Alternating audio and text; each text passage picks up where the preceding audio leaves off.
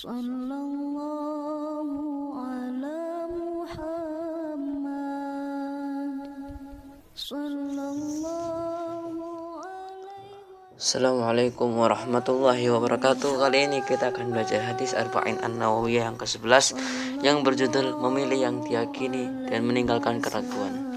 An Abi Muhammadin Hasan ibn Ali ibn Abi Thalib sibati Rasulillah sallallahu alaihi wasallam wa raihanatihi radhiyallahu anhuma qala hafidtu min Rasulillah sallallahu alaihi wasallam ta'ma yaribuka ila ma la yaribuka. Rawahu Tirmizi wa Nasa'i wa qala Tirmizi hadis hasan sahih. Abu Muhammad Al-Hasan bin Ali bin Abu Thalib radhiyallahu anhu, cucu kesayangan Rasulullah, berkata, aku hafal sabda Rasulullah, tinggalkan perkara yang meragukanmu dan kerjakan perkara yang tidak meragukanmu. Hadis riwayat Tirmizi dan Nasa'i. Tirmizi berkata hadis ini hasan sahih. Urgensi hadisnya, hadis ini merupakan jawami'ul kalim, ucapannya singkat dan padat yang hanya dimiliki Rasulullah. Sebuah ungkapannya pendek namun mengandung kaidah yang penting dalam Islam. Dasar tersebut adalah meninggalkan syubhat, keraguan, dan memilih yang halal dan diyakini.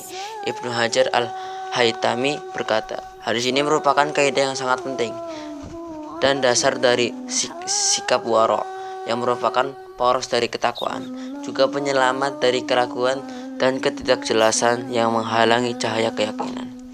Kandungan hadis yang pertama adalah meninggalkan syubhat dan komitmen dengan terhadap yang halal dalam masalah apapun, ibadah, muamalah, munakahat, dan berbagai permasalahan lainnya dapat mengarahkan seorang muslim kepada sikap wara yang sangat potensial untuk menangkal bisikan setan.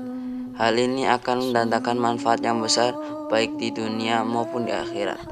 Dalam hadis ke-6 telah disebutkan bahwa barang siapa yang menghindari perkara syubhat, maka agama dan kehormatannya akan terjaga.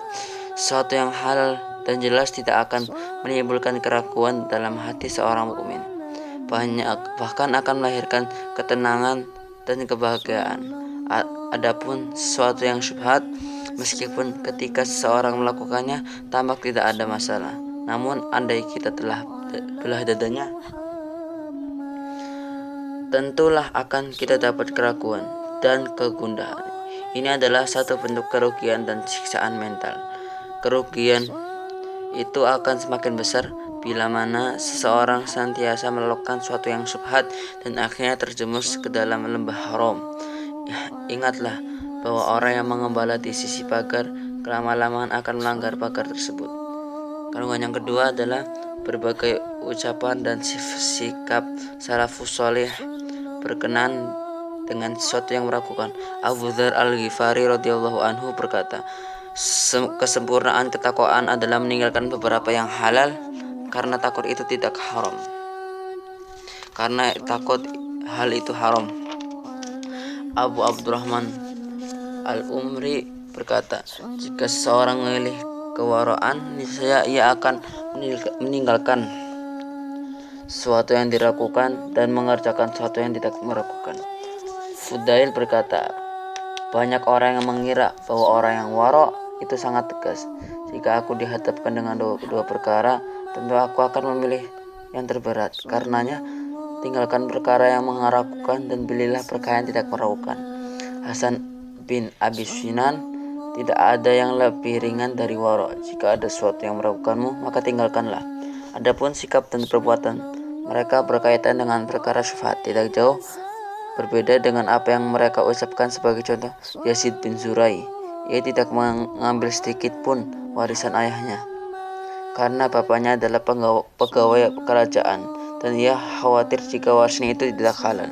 Contoh lain, Ibrahim Ad-Dam yang tidak mau minum air Zam-Zam dengan alasan timba yang digunakan mengambil air tersebut milik penguasa, maka dikhawatirkan tidak halal. Banyak lagi contoh lainnya. Beberapa kalangan beranggapan bahwa sikap-sikap di atas adalah berlebih-lebihan. Namun menurut saya bahwa umat Islam perlu sekali teladan seperti itu agar mereka senantiasa bertumpu pada berbagai hal yang halal dan jelas serta menghindari perkara-perkara syubhat. Andai contoh-contoh semacam ini tidak ada, tentulah lambat laun umat Islam akan terjerumus ke dalam lembah syubhat dan bahkan mungkin juga haram. Yang ketiga adalah jika keraguan berbenturan dengan keyakinan. Dalam kondisi seperti ini, kita pilih yang yakin, sebagaimana yang disebutkan dalam kaidah fikih yang berbunyi al-yaqinu la yaqulu bisyak. Keyakinan tidak bisa dihilangkan dengan keraguan. Sebagai contoh, seorang berwudu, setelah itu ia ragu-ragu apakah wudunya batal atau tidak. Maka wudunya tetap dianggap sah. Kaidah ini juga didasari oleh hadis Nabi. Jika salah seorang di antara kalian merasakan sesuatu di perutnya, lalu ia ragu-ragu apa telah keluar angin atau belum, maka janganlah keluar dari masjid sebelum mendengar suara kentut atau mencium baunya. Hadis riwayat Muslim. Yang keempat adalah orang yang meninggalkan syubhat adalah orang yang telah istiqomah dalam melaksanakan yang halal, meninggalkan semua hal yang haram. Logikanya, bagaimana seseorang mampu meninggalkan berbagai hal yang syubhat sementara ia masih bergelimang dengan perkara-perkara yang haram? Orang seperti ini seharusnya membenahi dirinya dengan terlebih dahulu meninggalkan berbagai hal yang haram. Karena itulah ketika Ibnu Umar ditanya oleh penduduk Irak perihal darah nyamuk, ia berkata, "Kalian bertanya kepadaku perihal darah nyamuk, sementara kalian telah membunuh Husain." 5. Jujur adalah kedamaian, sedangkan kebohongan adalah kegundahan. Tirmizi meriwayatkan bahwa Rasulullah bersabda, "Sesungguhnya kejujuran adalah ketenangan dan kebohongan adalah kegundahan." Merupakan isyarat untuk selalu jujur dalam segala hal, termasuk ketika menjawab satu pertanyaan dan memberi fatwa.